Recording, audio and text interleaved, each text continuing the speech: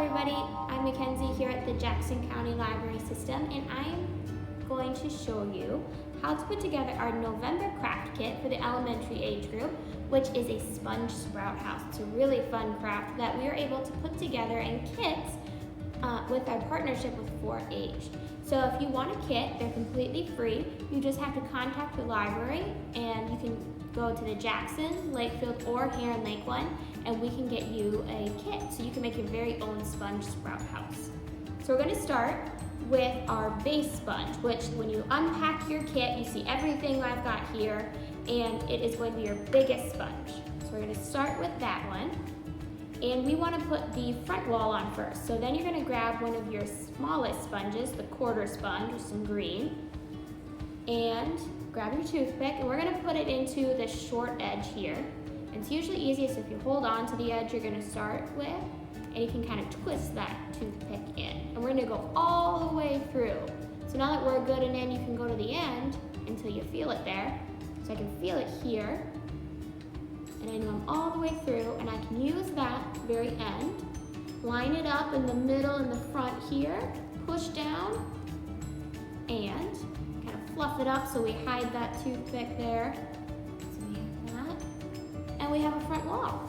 Now we're going to grab one of our half sponges that has no green. So you can see these are the same size, but this one has green. So we don't want to use the one with green yet. We just want our half sponge, no green. Okay, so we're gonna grab this, and this time we're gonna put it on the long edge. So again, you're gonna grip on that edge, kind of twist, and put it right there in the middle, and you can go all the way through. So I can feel it up here. I'm gonna switch, so I'm holding it up here, and I'm gonna line it up, and put it right there on the side, push down, and there we go. One side wall in. Now we're gonna do the exact same thing with the other. So you're going to hold on, push there in the middle, all the way through, grip this, make sure I'm lined up, push down, and there we go. Now we're just gonna do the last wall, the back wall here. So that's the same as the front. Grip, push through, push it all the way. Here, I can feel it on top. Use that. And there we go.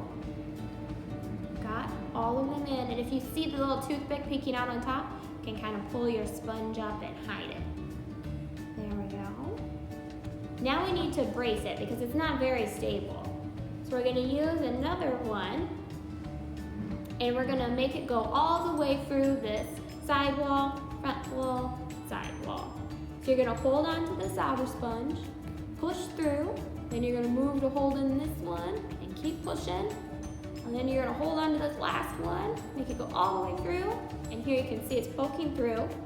So make sure it's in the middle. And you can see it's kind of punched, so it pinched here.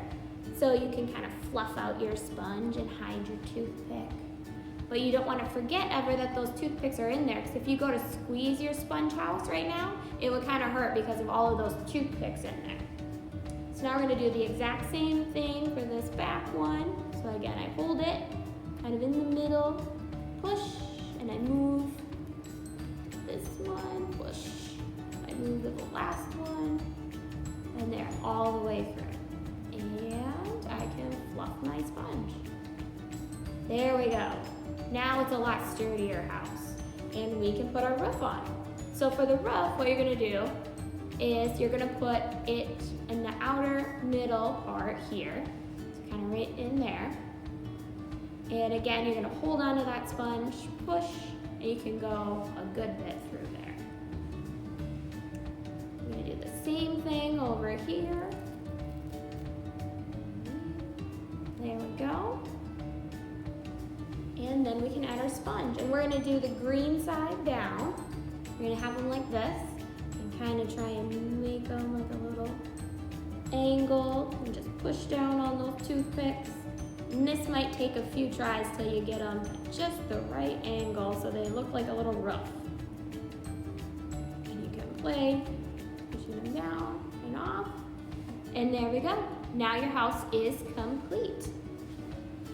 So the last thing we need to do is put our sponge sprout in a shallow dish. So this is something you can find around home, whether you have a plate that has like a lip around the edge or a really shallow bowl, or even if you have one of those special little plastic dishes that might go underneath a flower pot so they don't drain all over the place.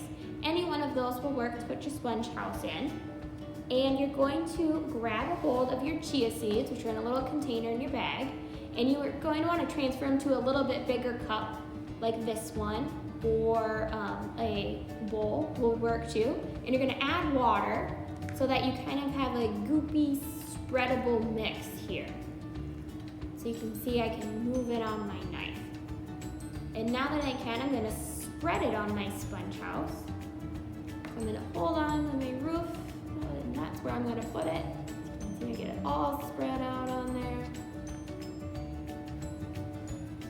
Spread it all around. And so this is where you get the fun stuff. And what you're going to do with your sprout house once you get this all on there, and you've got it in the dish, is you're going to add a little bit of water to the bottom of the dish, because the sponge will actually soak that up and water your chia seeds through there. But you're also going to use just a little water spritzer bottle, and you can spray it with some water a couple times a week, and pretty soon you'll start seeing your house sprouting some green.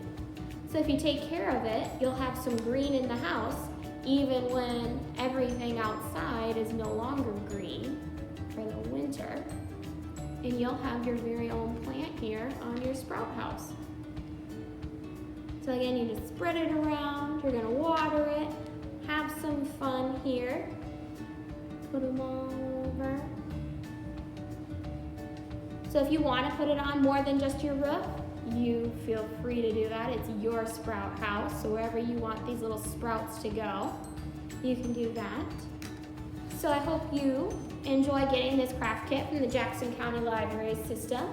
Again, they're completely free. All you have to do is call your library to reserve one and schedule a time to pick it up. And we are able to do this because of our partnership with 4-H. So together we're able to make these kits. It has everything you need in there. And you can just call the Jackson Library at 847-4748, the Heron Lake Library at 793-2641, or the Lakefield Library at 662-5782. Reserve your kit, pick them up anytime in November, and you can build and watch your sponge sprout house grow.